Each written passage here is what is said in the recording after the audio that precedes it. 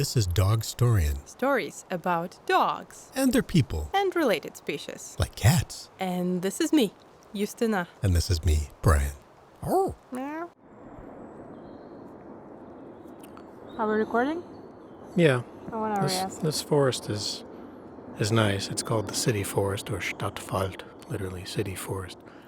But it has one significant disadvantage, which is it's directly under the flight path to the Frankfurt airport, which is normally very busy, but since Corona, it's down by, 90% or something like that.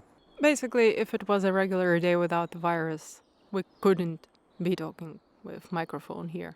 But since we have this chance now, I want to ask you something. I'm ready. Do you remember your first dog?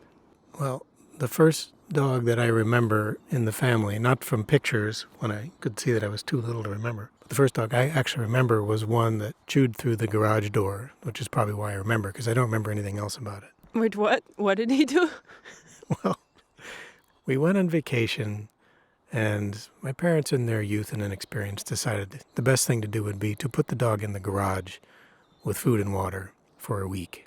What kind of dog was it? It was an English setter. It was a male. I think its name was Ransom, which is kind of funny considering that it ran away. And here comes another jet. But yeah, it, over the course of the week, chewed through a solid core wooden door and fled. And I don't know if we got it back. Unfortunately, that's the first dog I remember. I know that we had a beagle first, but I totally don't remember that. I was less than 5. Was he named Snoopy? I'd have to ask my folks. Do you know that Snoopy is a beagle? I'm not sure that I realized that Snoopy was a beagle. I didn't realize till I read it. He doesn't seem very beagly except for that spot. Well, but to be honest, Peanuts people also don't seem very people-y. Well, having had some long experience with some beagles, he doesn't seem very beagle-y. But, Snoopy's obviously one of a kind. The first dog I really, really remember vividly was named Sugar. And it was like our beloved childhood pet, also an English setter. I don't know. My dad had a thing for English setters, which are these white hunting dogs with the gingery, brown, orange spots. And he was into hunting very nominally at the time. He had a couple of shotguns, and we would very occasionally go hunting pheasant. Where did you live then? Illinois. I grew up in Illinois. My dad had some kind of fantasy or dream of breeding her, which he never did, but of course she did get impregnated by some stray neighborhood dogs that ran over and said hello twice in 1 year. And we had 2 litters of puppies during that time, which of course was pure fun as a kid. And then, again, cursed by vacations, we went away on vacation. This time we took the dog with us. I think we had 2 at the time. I don't remember who the other one was.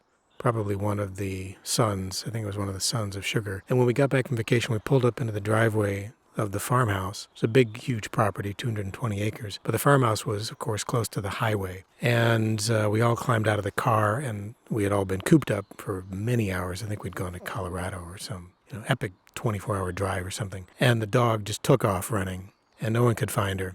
And I can't remember if it was my mom or my dad that found her on the highway. She was hit by a car, and that was it. And yeah, that was a very, very unhappy memory.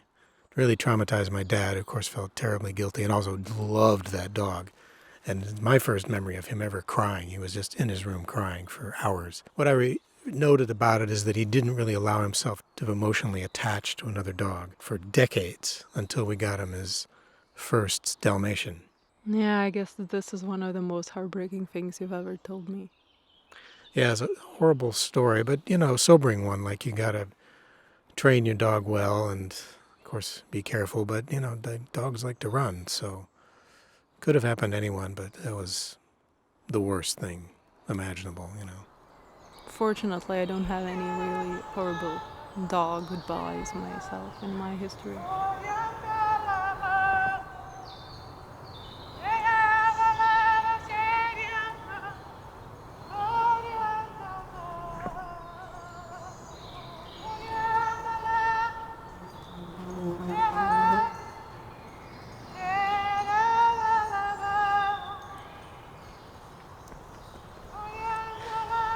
And guess what? That lady has a dog. She has a small mutt on a leash. And the 2 dogs, now I see the second one. 2 dogs in one hand and a stick in the other hand, singing in I don't know what language in the middle of the forest. I was just going to say, I don't know what language it was, but it wasn't German. Hey, yeah, well, here you go. In my life, before there were dogs, there were goats. This is a story which I do not remember because apparently I was a year and a half or around 2 years old. We were living in my first flat, which I also don't have any memory of. My favorite activity in that flat was to stare through the window. So apparently in the yard in front of my house, there were goats. And that was the cure from all of my crying. If my parents or my grandparents had trouble with me, they would just put me on the window and I would stare at the goats and I would try to speak with the goats through the window. I am so sad that I cannot remember that because it seems so funny. So I had a thing for animals pre-dogs, at least pre-cognition of dogs. But the goats were a thing for me. Well, let's face it, goats are adorable. I I'd be happy to have some goats. don't really know how adorable those goats were because they were clearly kept just for milk and for meat. So, I can imagine them quite big, chunky, and meaty, not so cute as goat babies. Doesn't matter. When you're a kid, they're animals. Animals are awesome. They True. still are. True. And, well, I also don't remember, but I know that I had a protector dog at my grandparents' who would go beneath my crib. If it was at the grandparents at that time, he would just sleep there, sort of sleeping with one eye open, and he would guard me. And it was horrible because he was a barker. So if somebody would try to come closer to my crib, he would start barking. So that was the real first one. And then the second one was also that this I do remember. He was at my grandparents' place. He was on Overmut. He was extremely fat. He was like the size of a dachshund, but he was like a tiny barrel. A round big sausage. Whenever we would take him outside, people would just come up wanting to pet him, especially kids, of course. But with every interaction, you would get a question. Oh, so when is she having the babies? Every time, every freaking single time. And I remember we were so tired of answering that my child brain was just, oh, let's just make a poster and hang it on him.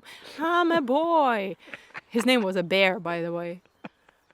Good chubby bear. Oh, but he had so much trouble, especially towards the end of his life. I needed to help him climb the stairs. They were living in the first floor and, it's like 10 stairs, 10 steps. And still you would need to push him from the behind.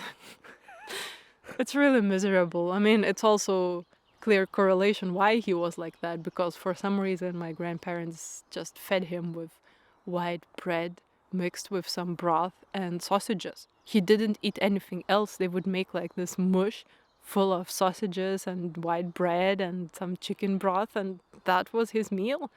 He would eat like this full big bowl of it, like ramen bowl, and would, just get fatter with every day. Yeah, but, he wasn't also fun. He was a barky and a bitey type, so you could pet him only giving him chocolate candy, which, of course, when you grow up, you realize how bad it is, but yeah, weird things happen when you're a kid.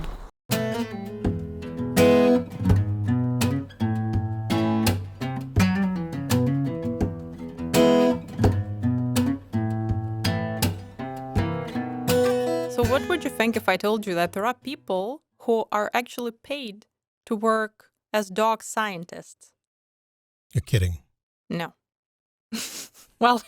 No, wait a minute. We're talking about legit scientists, like people who work at R&D labs or universities, and they actually get paid to study dogs. Yes. Why are you not in this field? Well, not everybody makes as smart decisions as other people. So it's not too late. Well, so if there are scientists that actually study dogs, I'm kind of hoping that they're going to be able to explain some things.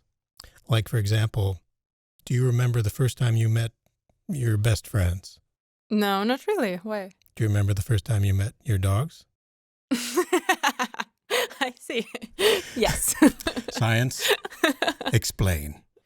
Yeah, I mean, I guess, yes, that question was sort of about humans, but I guess what I was trying to get to is how is it possible that human beings and dogs are able to be together so easily, almost like a family? And it's not the same with lots of other species. Yeah, that connection seems to be pretty special. It is. And it's different from cats. I mean, as a cat person, as a as, as a sworn meow cat person, I will admit it's different with cats. Future dog, cover your ears with your paws.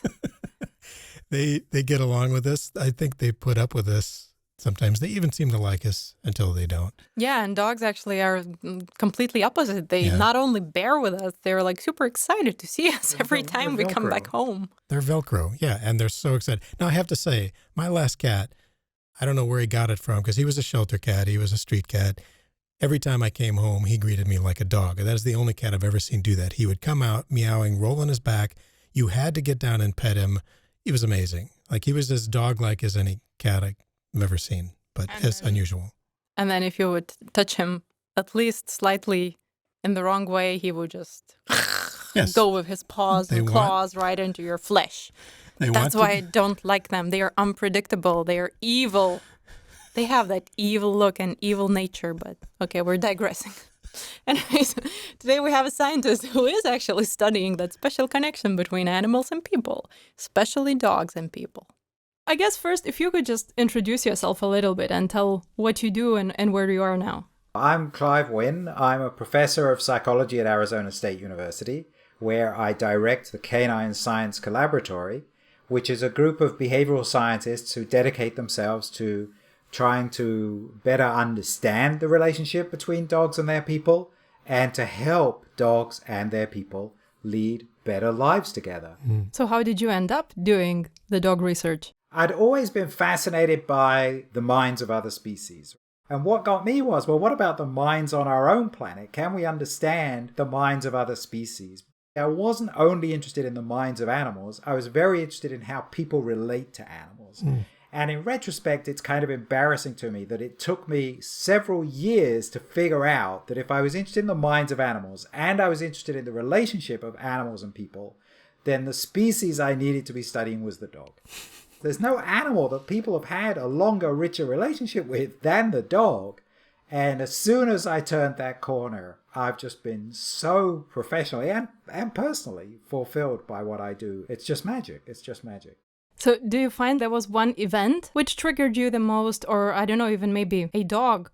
It was really a building up of a number of small things. But I remember we went and visited a friend who had a dog. I don't know, visiting with my friend Bill and his dog Gabby and seeing how they interacted together and how amazingly rich their life together was. That was a major eye-opener for me. From the scientific side, dogs as a subject species in psychology go all the way back to Pavlov, so that's over 100 years. But dogs have become somewhat sort of forgotten. And then at the very end of the 20th century, in the late 1990s, a couple of people started investigating the relationship of dogs and animals. One of them was Brian Hare, an American now at Duke University. And the other was Adam Miklosi, who's Hungarian in Budapest. And they started publishing things in the early 2000s that I started reading. And I thought, well, this is very, very interesting. There's a rich scientific problem and question area to investigate. I want to get into this. So when you set out to study the relationship between dogs and people, did you sort of state to yourself or your university a focus on understanding people or understanding dogs, or really understanding this communication or how the relationship affects the minds of both? I think, Brian, for me, it's always been at the intersection. I don't know if I want to say I'm more interested in the dogs than the people. I feel... we can relate. We forgive you. But I feel that my professional background prepares me better to be studying dogs than studying people. It's always a bit of a joke. I'm in a psychology department, and a lot of lay people don't realize that psychologists do actually have a long history of studying non-human species. There is this assumption that a psychology professor is somebody who studies human beings. And I'm the odd one out. You know, I'm the psychology professor who's not that skilled at studying human beings. I'm interested in human beings. Some of my best friends are human beings. Can relate. But my expertise is in studying animals, non-human animals. The human psychologists I have the strongest connection to are the ones who study human infants before humans are able to talk, because then the methods and the problems are much more similar. But once human beings start talking, so the approach of the human psychologist becomes different from the approach that an animal psychologist would take. I mean, wouldn't it be fantastic to be Dr. Dolittle and just ask the dog, what are you thinking? Indeed. I'd like that technology or whatever it is that makes that possible, the brain implants. I'm ready for that. Just because I'm eager to find out how off we are, because we anthropomorphize so much. Well, of course, we do anthropomorphize a lot. I mean, I think it's very, very interesting how humans and dogs communicate. Certainly for a human living together with their dog, I think they communicate pretty darn effectively, despite the fact that our communicative languages are so very, very different. So I like to, when I give talks, I start off by just talking about how do you know when your dog's happy? And people say, well, my dog, his tail goes up and he wags his tail. I say, yeah, that's right, most of the time, because there are situations where an angry dog will raise its tail, and that can cause confusion. Yep. But happy dogs wag their tails. That's a pretty accurate observation that people make. But think about it. We take it for granted that we know what a happy dog looks like when, hey, we don't have tails. We don't have tails that we could wag. We don't have tails that we can tuck between our legs when we're scared or anxious. For that matter, we don't take parts of our own bodies like our arms. I mean, you could take your right arm and wag it when you're happy, like a dog wags his tail when he's happy. But you never would, and you never meet any other people who do this. So it's really quite miraculous when you stop and think about it, how well we understand our dog's body language when it actually has many, many major differences to our own body language and our own ways of communicating. But because we've lived together, each of us has lived together with dogs for many years, and our species has lived together with the dog species for many thousands of years, and we've picked up on each other. I mean, of course there are mistakes. Of course there are people who project anthropomorphically human emotions onto dogs that either the dogs just don't experience or they don't communicate in that way. We make mistakes all the time. But sometimes it's interesting to look at how well we do at understanding our dogs, and they seem to do understanding us, when our communicative languages are often very different. I try to imagine how does it look like inside the dog's head. We have the language, as you mentioned, so this is our main mechanism, how we form our thoughts, our emotions, basically how we explain things to ourselves and to others. But how actually a dog does that, if at all? Yeah. I was just trying to imagine a minute or two of dog's train of thought. Well, so we human beings, we experience the world, our dominant sense is vision. We have pretty good vision. We have very good vision. We see 3 color channels, so we rely heavily on color. We see well in bright light, also pretty well in darkness. We're vision all the way. Yeah. Our dogs, they're not blind. They do see, but the sharpness, the resolution that they see is less than ours, and the range of color that they experience is less than ours. They're not completely colorblind. They see something like the pattern of vision of a human who is red-green colorblind. So they cannot distinguish red from green. So when you throw that red ball into the green grass, to the dog, it's just 2 different shades of gray. So don't use red balls in green grass. I don't think people realize that, the implications of that specific dichromaticism. I know. I was actually visiting a research center where they were interested in developing techniques to keep wild canids, wolves and coyotes, away from cattle. And they were putting little flags on a fence. And there's some evidence that putting little flags up will scare away coyotes, at least for a while. And the flags were red. And I pointed out to them, well, the coyotes, just like dogs, like wolves, are red-green colorblind. So these little red flags, if they're on a background of green grass, they're just shades of gray. You should use yellow-blue. So we're vision. Dogs are not blind, but they're not as visual as we are. They are smell. Now we are, the technical word would be anosmic. We have almost no perception of smell at all, right? You can smell things if you put your head over the stew pot and, sniff heavily. You can smell what you're cooking. And if there's a really disgusting, messy smell, you perceive that. But in ordinary life, when your friends are close to you Unless they've just been exercising on a hot day, you don't smell them. You don't smell the people around you most of the time. When you're out walking and another dog comes along, you see that other dog. You don't smell it. I mean, for one thing, you're not going to get down and put your nose in its rear end. Well, it would be a fun exercise. Wow. So there are studies that suggest that if people would just put their noses closer to things, they would be able to smell more. And certainly you can, if you want to, have a fun time going around your neighborhood, and every time your dog sniffs hard on a lamppost, you could stick your own nose in and see if you could notice anything. I don't think we'd glean the same information that they're gleaning from it, though. Well, right. I have to confess I haven't tried it myself. But the bigger point is that for them, you know, this world, when we go for a walk, I mean, Alexandra Horowitz talks about this, when you go for a walk with your dog has to stop and put their nose right onto things and other individuals and sniff hard.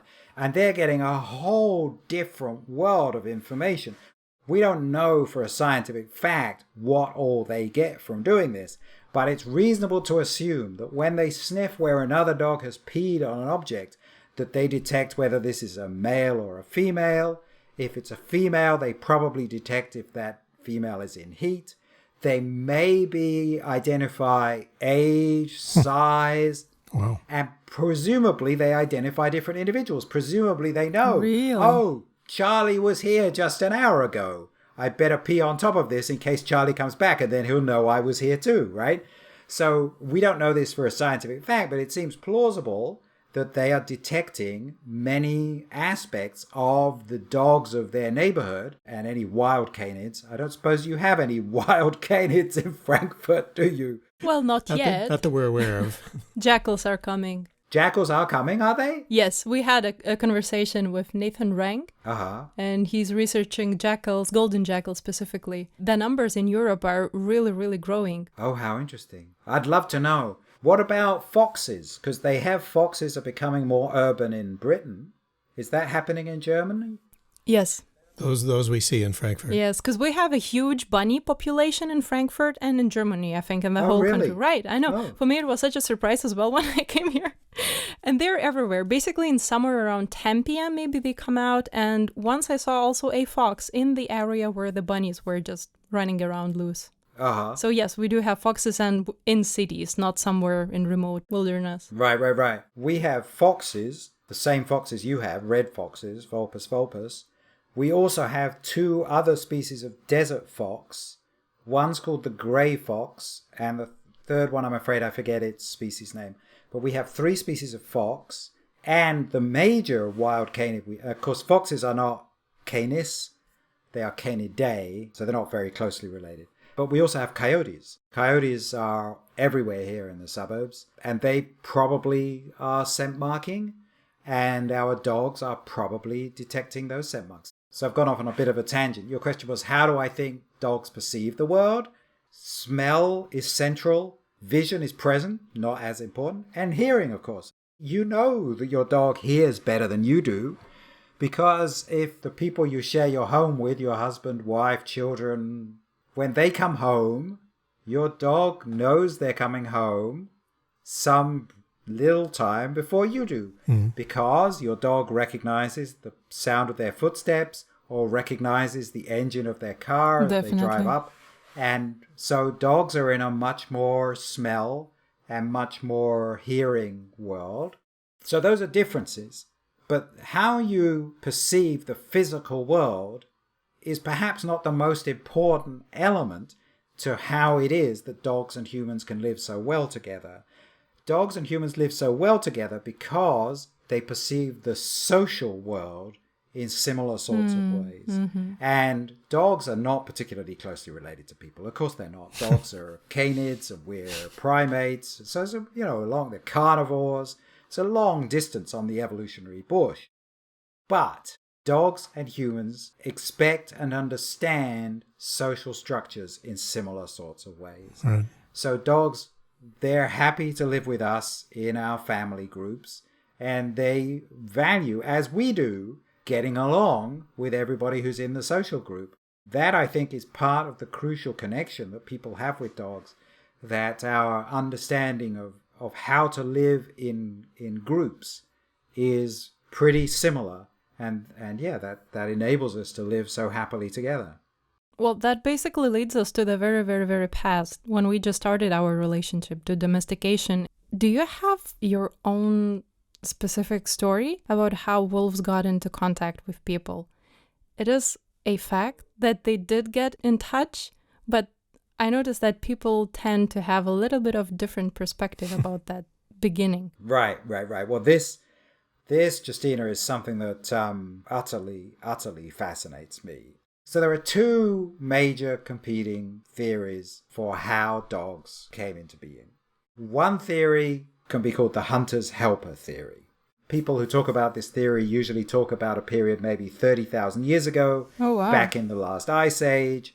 Our ancestors were really effective at hunting, and this theory says that our ancestors, they were out hunting, they noticed other animals who also went hunting, and among the other animals who were hunting were wolves. And our ancestors thought, well, a wolf could be a really helpful animal to me. If I had my own wolf who would get along with me, this animal could help me hunt.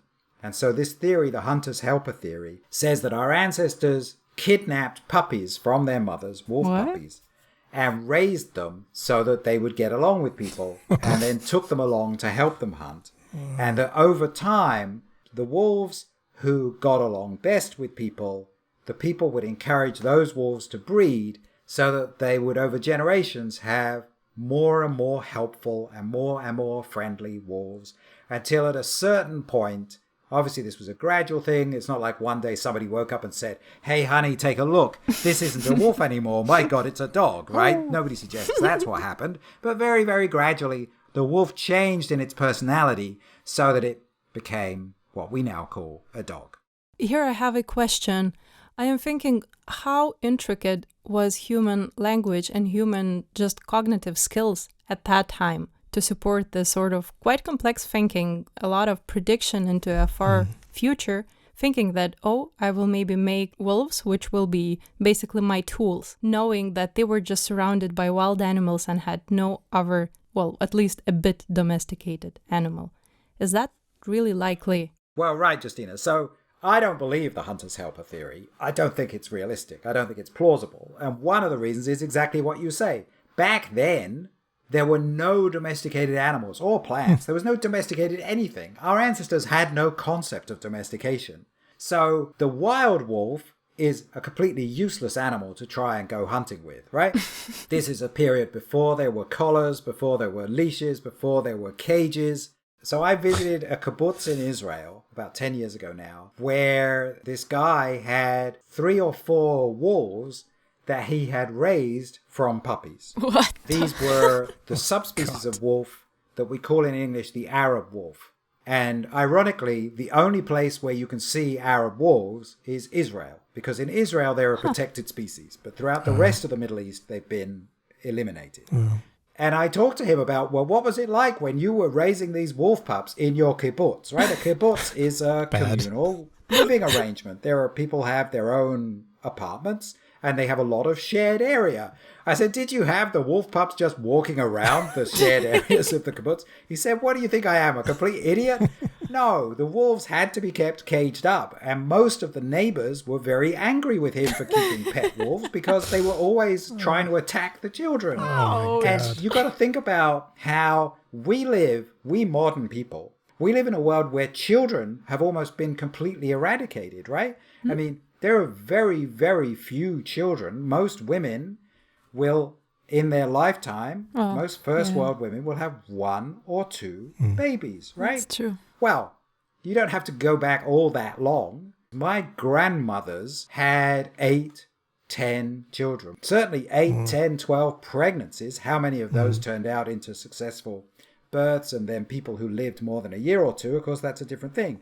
But you've got to think, our ancestors 10, 20, 30,000 years ago, their communities were full of babies and children. You can't let wolves wander around a community with babies and children, and yet you haven't got any collars or leashes or walls or fences. You haven't got any way of controlling these animals. Pet stores. So one reason this is a crazy idea is that you cannot bring wolves into a human community, especially a human community with very limited shelter and lots of children. Yeah. So I went hunting with some native people in Nicaragua, the Mayanga people, and it was a fascinating experience. And they have dogs, and the dogs are tremendously helpful to them in the hunt. And the principle of hunting with dogs is really very, very simple. You take the dog out into the forest with you, you kick the dog and tell it to run away and find something. So to speak. The dog is quite naturally motivated to go and try and find things in the forest. Indeed. It runs after things. It can run faster than a human can through the thick forest. It can smell and hear things in the forest that the human cannot smell and hear. Not for sure. It finds things. It chases after them. It runs them to ground so that it's now got the prey stopped. But dogs have relatively puny jaws. They're not that strong. Mm-hmm. They're not usually able to kill the prey on their own. Relative So they to cry out wolves, yeah. to get the human's attention. The human comes running. The human catches up. The human has some kind of a knife, a machete, a pointed stick. The human kills the prey. And now the human has something to eat and he shares it with the dog. Everybody's happy. But it wouldn't work like that with wolves. If you were to have a tame wolf and you were to take it into the forest with you and try and go hunting with it, the wolf would run off into the forest. The wolf, with its ears and its nose, would find things in the forest and it would run after them and it would chase them to ground. But then it would kill what it has found and it would eat what it was found. And after a couple of hours or maybe a couple of days, the wolf would probably come back to its human. If they have a social bond, the wolf would return and the wolf would have a full stomach and the human would remain hungry because there is just nothing in the wolf that prompts it to call the humans to come to where it's killed the meat. It has no motivation. It doesn't need the human. So I think that what actually happened, some tribes of wolves became dogs all on their own. And okay, it happened because of things humans were doing, but those humans who were doing those things didn't know what was going on with the wolves. They had no way of knowing that the ultimate result of all of that would be the animal we now call the dog. The theory I prefer at this point is the scavenging theory. Probably 15 to 20,000 years ago, our ancestors were hunting and gathering. We think of hunter-gatherers as people who are always on the move, and many hunter-gatherers are always on the move, but from time to time our ancestors would reach a spot where the hunting and the gathering was so rich that they would stay in one location for years, sometimes generations. This was often near water that this would happen. When people become settled in one spot, humans have a characteristic habit. We produce mounds of trash, piles of rubbish. Right. Archaeologists call these midden. Wherever people stay for a while, you get these middens. Now, from a human perspective, there's nothing in that, right? These are shells, these are bones that from a human perspective have been stripped free of everything that's good to eat. But other species eat other things. And so if you were to leave Germany, leave Western Europe, leave North America, and you were to go traveling in poorer parts of the world, if you want to see wild animals up close, go to the city trash dump. Right. Because city trash dumps are covered in animals. I haven't seen this for myself. I've only seen photographs. But in India, they have cattle on the trash dump. Jesus. And in those parts of the world where wolves are still around, wolves come and they scavenge on the trash dumps. What I imagine happened 15 to 20,000 years ago is that certain tribes of wolves actually became trash specialists. And they gradually gave up going out and hunting live prey and just specialized on eating what the humans didn't want. The lazy ones. Very gradually over time, this led to changes in the wolves. They didn't need to have such powerful jaws. They didn't need to be quite so big because they weren't doing much hunting anymore. Meanwhile, all wild animals, with good reason, are frightened of human beings. Animals that want to get the most from a trash dump, they need to learn to tolerate human beings better. And so you had tribes of wolves who were losing hunting skills and gaining skills in at least tolerating having humans nearby. And I think initially this probably went largely unnoticed by our ancestors. They had no particular reason to care all that much about what the animals were on the trash dump. You know, it just was something that was happening. It was natural selection. So that, I think, was phase 1. Phase 2 came when the ice ages came to an end, which is, depending where you are in the world, 8, 10, 12,000 years ago. I always thought as a kid, when I learned how there had been these ice ages and they'd come to an end, I always thought, well, people must have been really relieved when the ice ages came to an end because it must have been horrible having ice everywhere. But actually, that's a really stupid perspective because our ancestors have been living in ice for hundreds of thousands of years and they'd figured out how to live in very cold climates. That's right. Cold climates have relatively open environments. If you have a forest, there's plenty of space between the trees. And in many cold places, like the steppe of Russia and further north, you don't have any trees at all. It's just a perfectly open environment. We human beings, as we've been saying, are very visual creatures. Open environments are great for visual creatures. Our ancestors knew how to hunt in those cold, open environments. But then, as the world warmed up, the cold, open environments started to close in. Forests started growing in places where there hadn't been forests before. And the forests that already existed started changing from really cold pine forests into temperate forests, which have a lot more stuff in them, a lot more grows in a temperate forest. And of course, the tropical rainforest, which is so dense, you can't really move more than a meter at a time without having to cut something out of the way. And so our ancestors were confronted by a really difficult problem, and their hunting success must have gone way down. And they needed something now that could work with them to hunt in these thick tropical and temperate forests. And that's probably when they noticed that on the trash dump, there was this animal which had sort of once been a wolf but had now changed.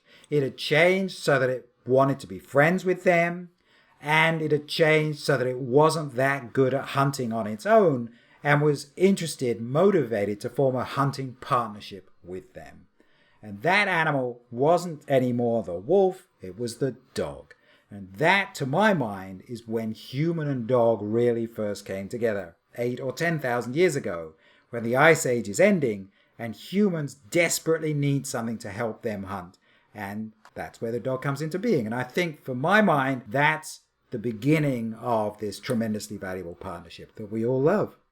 There are two images that come to mind in the way you describe this process. One, up to this point, humans seem to have been pretty passive, and this took a long time. This took thousands of years for wolves to kind of slowly change and be able to depend on this more. Yeah, no, you're absolutely right, Brian. So I think as we get closer to the present, we have changing timescales.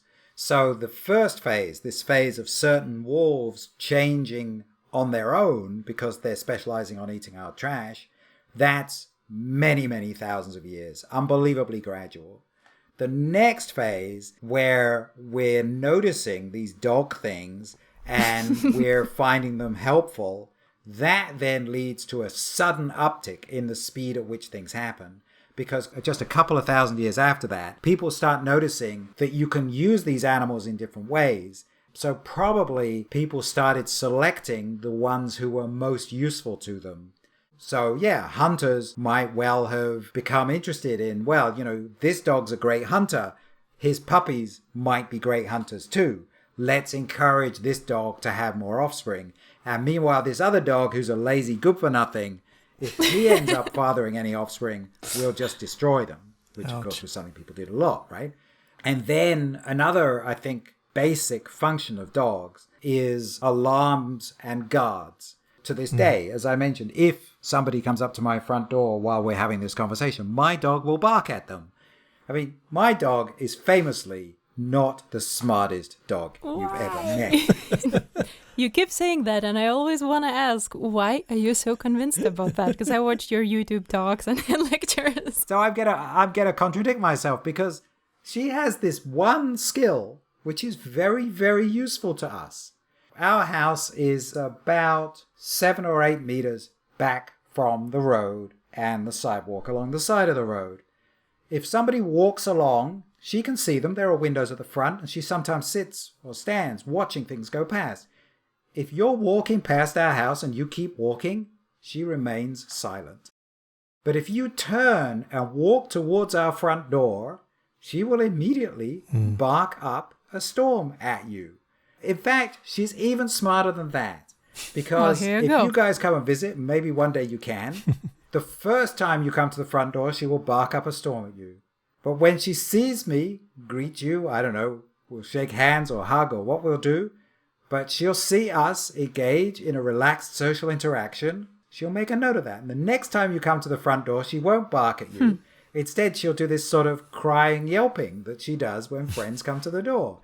You can buy a camera that you could put on your front door, and you could program that camera to have face recognition so that the camera could apparently tell you whether a familiar or an unfamiliar person is coming to the door. Wow. But this is brand new technology. It's only come out in the last year, and I don't know how reliable it is. Whereas my dog, who's generally speaking not that smart, she does this all on her own. She figured this all out because her understanding of the social structure that we have here matches so well to the human understanding of the social structure. So I think this alarm function, this warning function, this guarding function, which comes naturally to wolves. I mean, comes naturally to dogs. It's part of the wolf heritage. Wolves alert each other to a threatening stranger. That's tremendously useful. And I think some dogs would probably have had a bit more of this than others. People would have started selecting, if only by destroying the pups that they didn't want. And that started speeding up the evolution of the dog. And so you get this more rapid evolution. And then, of course, just in the last 150 years, you get this crazily intense selection to produce certain desired physical characteristics in dogs, which then is selection that's altogether too intense and too fast and leads to all sorts of health problems. So it's interesting. We didn't ask Clive at the time about this, but what he's talking about, doesn't it presuppose that people understood, I don't know, basic genetics? Like, if, whoever the parents are of a being, that the offspring are going to inherit traits, physical traits. I don't know. I guess I haven't really thought very hard about it, but what do you think? Like, were people very aware of that early on? I mean, you don't need to know what genes are to kind of see physical resemblance, for instance. Yeah, and I think that is the key. Because they did have various animals which would, mate, and then whatever comes, they could trace back to one or the other parent. Plus, look at us, at people.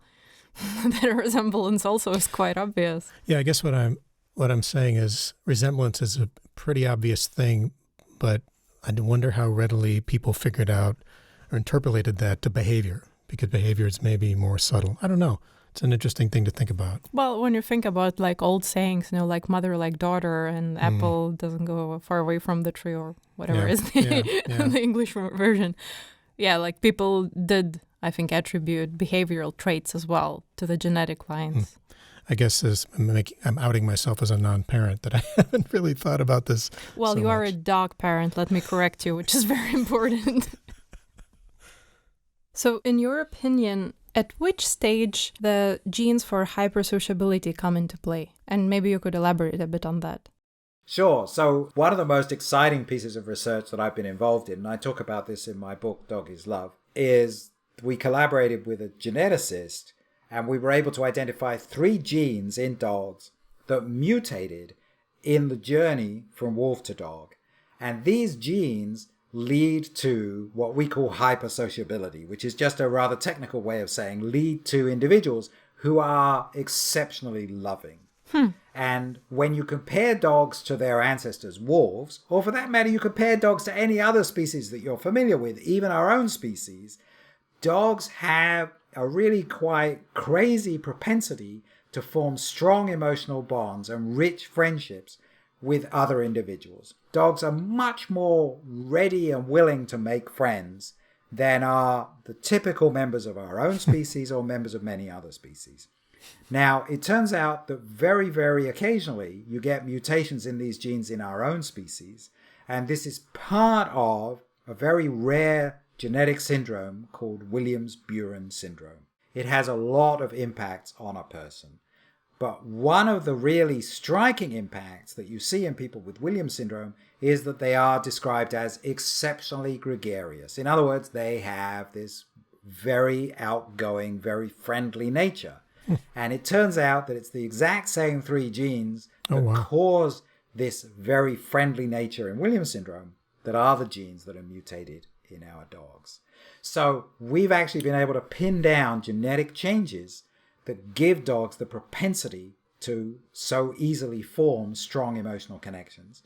And so then, Justina, your question was, well, when do I think that happened? Now, I'm just guessing. There is now a branch of science called zooarchaeogenetics. Okay?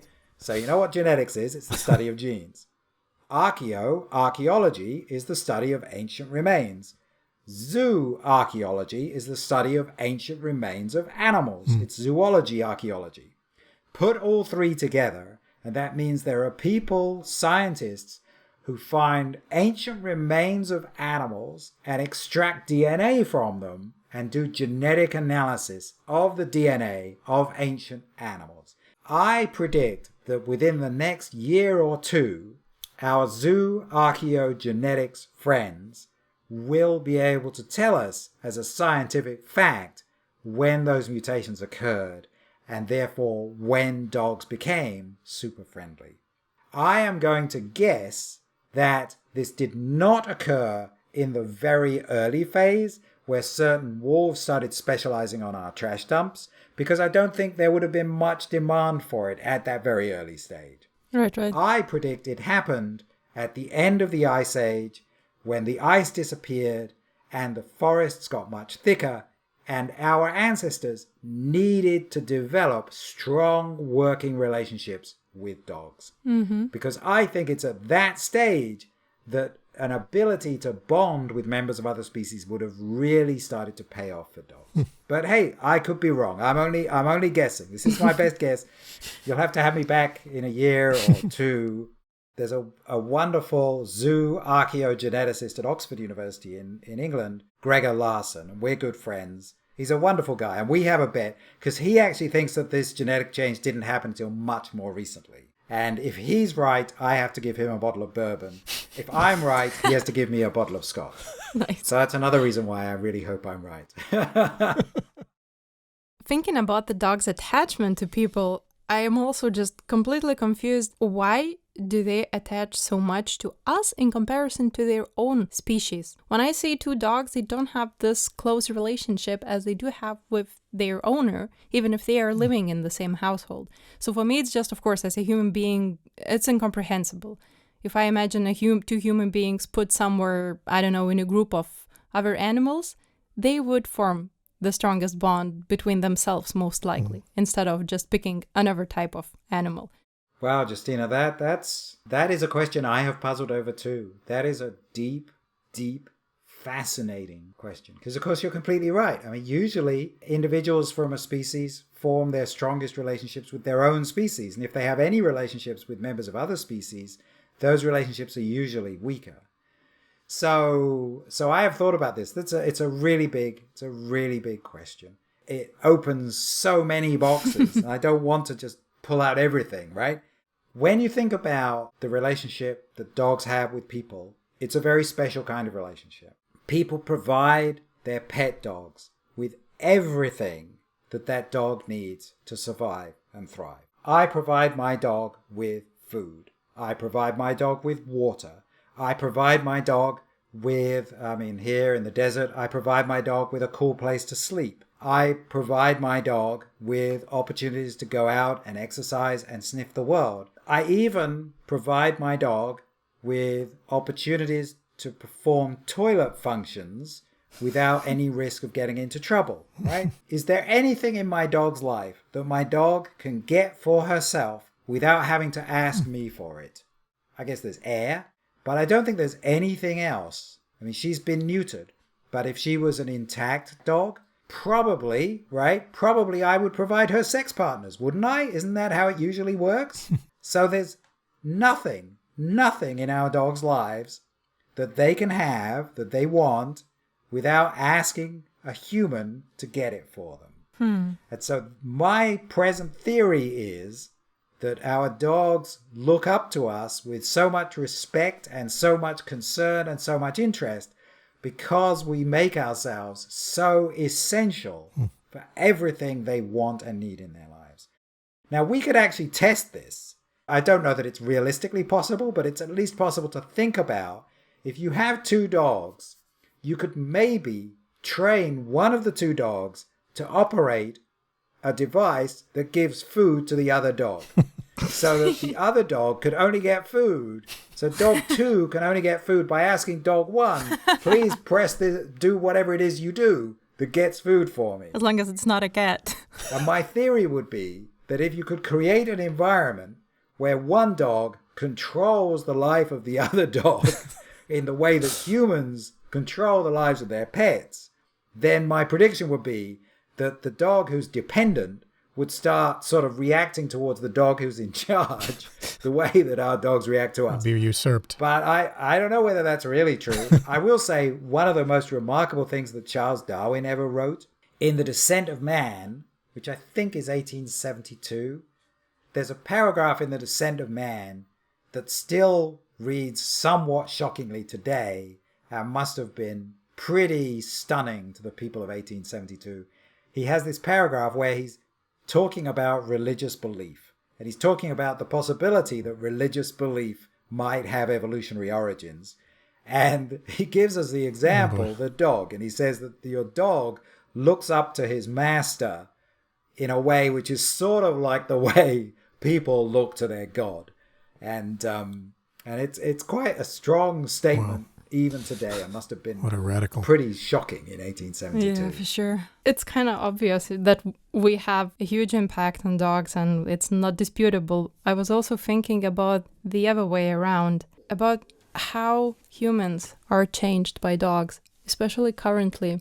I've been having this recurring conversation with a couple people from prison programs, where they train dogs together with the prisoners, and then they basically gain a big skill set and sometimes even have a profession after these programs. So I was wondering, what changes do dogs bring to people? Maybe even physical changes, I don't know, some brain pattern changes. Is that researched in some capacity or not so much nowadays? Oh, it's certainly an active area of research, Justina. I'm very inclined to agree with the impression that you have. It's the impression I have from talking to people as well. There is good evidence that dogs encourage human activity. People who have dogs walk more and are generally healthier. Sure. There's a little bit of a problem in that somebody who's deciding whether or not to get a dog, they might decide not to get a dog because they don't feel that healthy. So there's a little bit of a selection problem there. But still, it seems pretty well established that having dogs keeps people moving more. The emotional side has been much more difficult to pin down.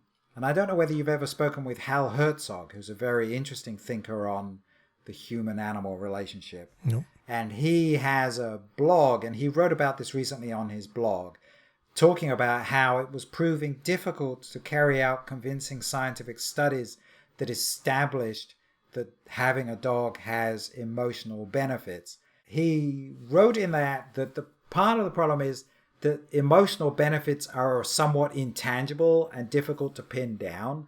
I mean, if you just ask people how they feel about having a dog in their lives, most people will describe the dog as emotionally positive for them. But it's difficult to be sure how to make that concrete in a scientific sense. I was just reading, again, a thought I've already shared with you about how the world changed in the last 70 years, that our families have become so small. You know, I was looking at some statistics. In the United States in the 1960s, only about 1 person in 7 lived on their own, whereas nowadays, nearly 1 person in 3 is living on his or her own, which is something that people have been thinking about a lot in the pandemic, where I have plenty of the students that I meet with on Zoom every week. And I know that these people have been completely alone now for months on end. Yeah. So loneliness is a growing problem as families have got smaller and people have moved into living environments where they live on their own. Surely it must be the case that having a dog helps you, that the dog is performing a function of companionship which is a real benefit. I believe that. Not for but sure. At the moment, scientists are having difficulty kind of grabbing hold of that and turning that into concrete numbers. But I think that's almost certainly just because it's a difficult thing to get a scientific grasp of. And you touched a little bit now on lockdown, and at least in Germany, we have a situation that shelters are being wiped out. There are no dogs. We heard the same thing from the friends in the Netherlands as well, and I was thinking about long-term implications. Of course, it sounds wonderful that people do take care of the dogs in need now, but how do you see it lasting? Yeah. Well, so this is a very interesting question, Justina. We have the same phenomenon over here in the United States, that shelters have emptied out and new dogs are not coming in. The other thing we have in the United States, and I have a feeling that something equivalent happens in Europe as well, and that is that we have parts of the country, like the northeast of the United States, in any case, doesn't have that many dogs coming into shelters. Right. You have other parts of the country, particularly the southeast, the southwest, where there is still a production of dogs. There's still a flow of dogs into shelters. And so what's been going on for some years now in the United States is that you have trucks of dogs from the south being shunted up to the north. It's exactly And because like of Europe. the pandemic, that's largely stopped. Right. So you're certainly right that we have shelters with fewer dogs in them. There's a tendency to say, well, now this is a problem, that shelters ought to have dogs in them. But I hope we can at least spend a moment thinking about how shelters are not a good thing for animals. We don't really want to have animals in shelters. We want to have animals living in families in the community. Exactly. Animal sheltering is only something that sprung up at the end of the 19th century. Certainly in the English-speaking world, the first animal shelter in England was what's now Battersea Dogs and Cats Home, which started in the 1850s, 1860s. And I believe throughout Europe, it's a late 19th century thing, and in the United States also. And before that, there were no animal shelters. Well, maybe animal sheltering was just a phase of human history. And maybe we could move to a world where we don't expect there to be thousands, or in the United States case, millions of dogs in kennels, concrete floors. Maybe we don't have to do that. Yeah. Your question was, how is this going to play out as the pandemic comes to an end and people go back to daily life? And I hope that many people will have formed beautiful bonds with these dogs who they took on during the pandemic. The thing we have to watch out for is when we go back to normal life, to normal work. And one of the things that I worry about, again, in my book, Dog is Love, towards the end, having talked about how our dogs love us, how our dogs are programmed to love us, how it's intrinsic to their nature and what makes them such wonderful company, that they want to form friendships and strong emotional bonds. At the end of the book, I talk about, well, what does this imply for how we live with our dogs? And one of the things that I draw attention to is this epidemic of loneliness in our dogs. We bring them into our lives because we love their friendly nature, but then, having brought them in, we have busy lives. We go off to work. We go out in the evening to see our friends. And our poor dogs are stuck home alone for 8, 10, 12 hours a day. And in the United States, at least, the most common behavioral problem that people report with their dogs is what they call separation anxiety, which makes it sound like there's something wrong with the dog. The dog has some sort of a mental disease. And that's not really a fair way to characterize it. The dog is a highly social being who needs and deserves company. You cannot just, we have these amazing gadgets in our homes now. When you go to work, you unplug the gadget or you just leave it behind and forget about it. Your iPhone doesn't get lonely because you don't talk to it for a few hours, right? What's this thing called in the kitchen? The Google Home, that I can talk to and it'll play music or do whatever I want or tell me a recipe. It's not sad because I'm not using it for a weekend. It might say so. But our dogs are different. They're living beings with their own mental lives. And part of what they need is they need company. This is something people are going to have to figure out as they go back to work. If you took on a dog during the pandemic and you had all the time in the world for that dog for the months that you were stuck at home, now that you're going back out, first of all, you need to structure your life so that your dog is not left alone for more than perhaps 4 hours at a stretch. And if you personally cannot always get home after 4 hours, keep in mind your dog's a friendly being. Your dog can make other friends. Maybe you have a neighbor or a friend who would just like to pop round and have a coffee with your dog. You know, your dog quickly makes new friends. Or there are what we're calling in the United States doggy daycares, which I think in other parts of the world go by different names. Do you have Hunde Kindergarten? Is that a thing in Germany? They also are just called daycares. Actually, most of them use the English term. Yeah? Okay. Well, I mean, those can be very good. Dog walkers, plenty of ways this can be dealt with. And of course, you might have more than one dog in the home. Your dog can get valuable company from another of his own species. Of course he can.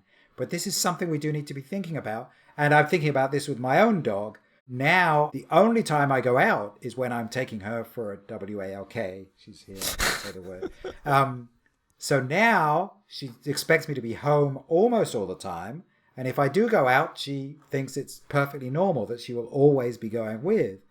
And once we start coming out from staying home, I know I'm going to need to just make some trips on my own just so that she can get used to it. And I'm going to start.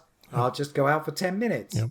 And then I'll go out for half an hour. And then I'll go out for an hour so that she can start gently getting used to, oh yeah, sometimes he does things on his own. I'm going to miss her as well. But, you know, that's life. And there's no reason she can't get used to that up to some point. And as I say, if you're always going out, you know, you leave home to get to work, you leave at 7:30 because you've got a commute of an hour or whatever, and you don't get home till 6:30, and you just take the dog round the block, and then you go back out at 7:30 to be in bars with your friends, that might not be the right kind of life to share with a dog. Wait till your life's more boring. I mean, I love dogs. I've had dogs in many phases of my life. And I've also had phases of my life when I didn't have a dog because it just didn't make sense given how my life was structured at that point in time. I guess for me, it just makes sense to really think about a dog as another creature. You might call it equal, better, or worse, but it is a living being which does have specific needs, and we need to figure them out first and then respect them. And I remember you participated in the experiment where one shelter took away the so-called labels of the dog breeds. Could you tell a little bit about it and what were the results?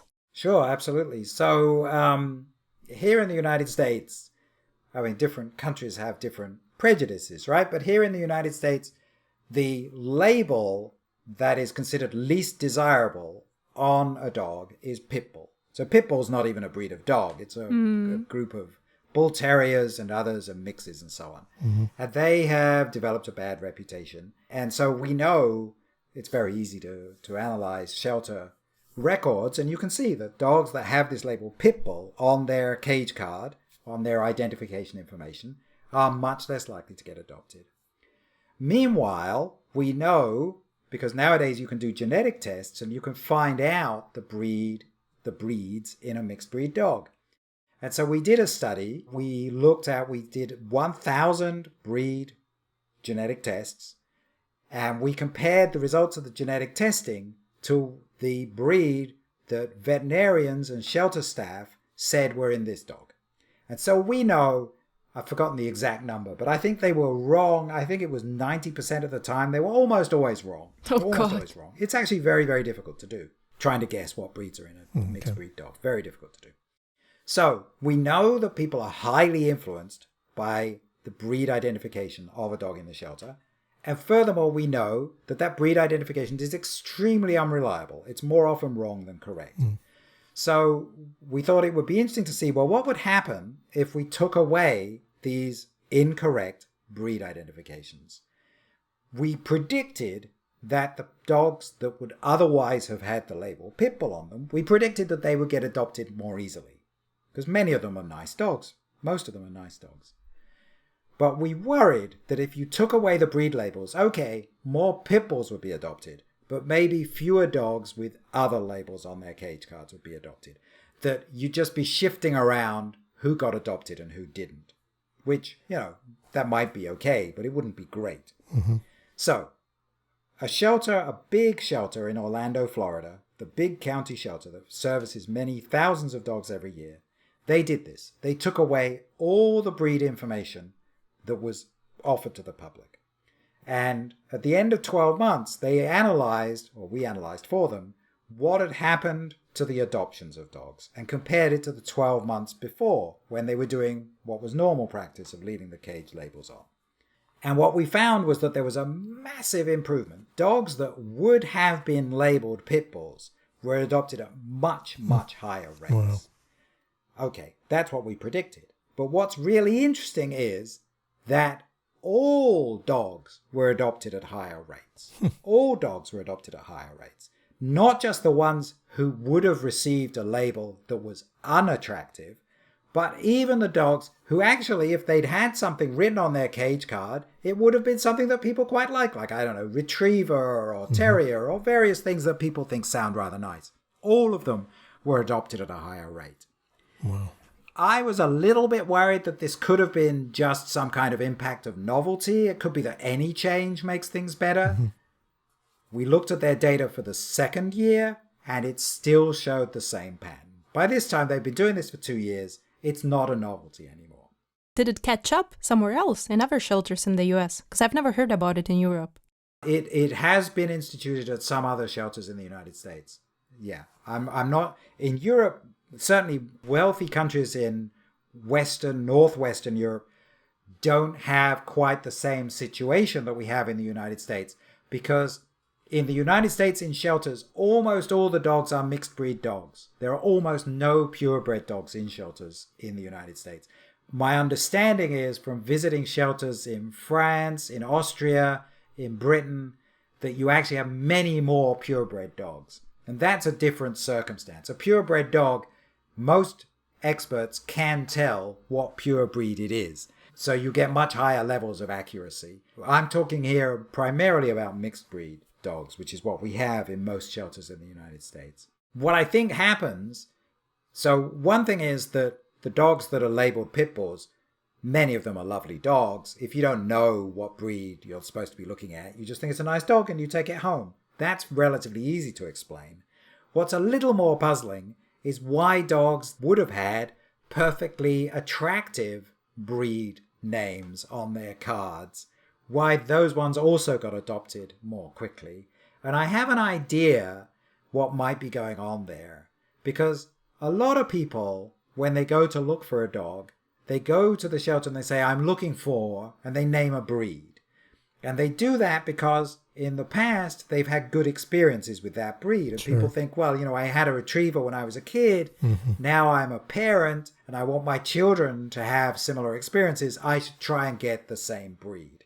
And so I think people go to a shelter and they say they'd like to see a golden retriever or, I don't know, a Yorkie or this or that. And they have a name. And the shelter says, we have 100 dogs.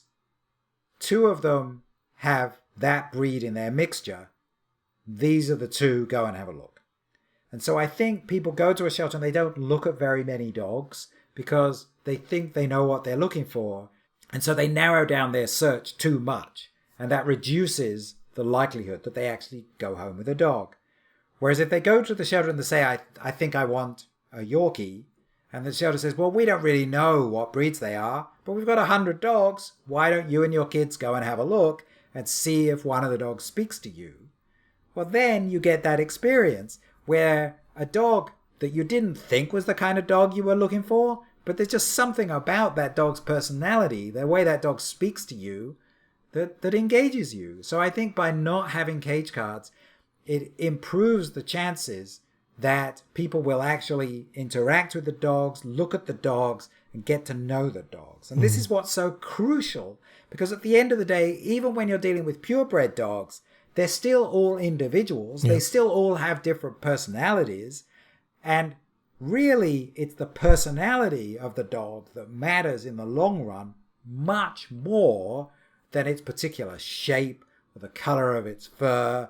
I mean, at the end of the day, it's sort of like how, you meet people when they're dating and they, you meet guys and they're like, I've really got to have a blonde girlfriend, right? Or, this kind of thing, the way people talk about people they want to date. But at the end of the day, in the longer run, It's the personality that matters, right? I mean, at the end of the day, whether your girlfriend, boyfriend has blonde hair or brown hair, blue eyes or whatever, that's going to sort of wear out, isn't it? It's the personality that's going to shine through. Should be obvious. For a longer term relationship. And the way you adopt a dog, you should think about a long-term relationship. You're not adopting the dog just for a weekend. So it's the personality that matters. And even within purebred dogs, even though they are so intensely inbred, it's terrible. Nonetheless, the few scientific studies that have been done show that there is at least as much personality variation within any one breed of dogs as there is between two or more breeds of dogs. So you've really got to give yourself a chance to get to know the individual and not worry so much about what breed they come from. So what do you think is the best thing that we as dog owners or potential dog owners can do for them throughout their lives? I'm going to take it for granted that people understand that their dog needs physical care, veterinary care, good nutrition. I'm going to take it for granted that people know what cruelty is and that they shouldn't be beating their dog or shocking their dog. I'm taking it for granted that the kind of people that would listen to a podcast like this know all those things. So what I emphasize is this thing I've already mentioned, which I think people too commonly overlook, and that is that our dogs are highly social beings. That's why we love them. That's why we want to share our lives with them, because it's so wonderful having this highly social companion. But then we overlook that means that they can suffer psychologically if we leave them alone too much. Yeah. I'm not saying you must always bring your dog with you everywhere. I'm not one of those people. There are places it's not appropriate to bring your dog, and you shouldn't. But nor should you leave your dog home alone for 8, 10, 12, 14 hours a day on a routine basis. Your dog is a highly social being, and it's cruel to leave them alone routinely for extended periods of time. So that's my piece. Don't leave your dogs alone all the time. Keep them in good company. Well, I also don't like to be alone for extended periods of time, so to me that sounds completely natural and normal. Yeah, isolation isn't good for people any more than it is dogs. But, I can hear the arguments. It's like, well, I work 8 hours a day and I have to commute and... Well, yeah. I'm black and white, If you work and if you cannot attend to your dog for over 8 hours per day, don't get a dog. Why do you need it? Yeah, that's a different show talking about, or maybe a different episode talking about practical solutions. With social media, obviously there's got to be ways to connect dog sitters and dog owners, but that's a whole other discussion, because the fact is, yes, human beings do have to work for a living so they can feed their dogs. So do you feel that you know more about dogs now than you did before? Absolutely, yeah, and I want his job, to be honest, and I'm sure you do too. I want to be his dog. Well, we'd like to thank Clive Wynne for taking the time to talk to us. It was a blast. And I hope we get down to Tempe and visit you in the desert. Absolutely. And do check out the book. I did listen to the audio version, but the printed version is also available in various bookstores. It's great. Wherever dog-friendly books are sold. Well, and thanks to our parents, grandparents, who introduced us to dogs. Yeah, thanks for making us dog crazy. We blame you, but we forgive you.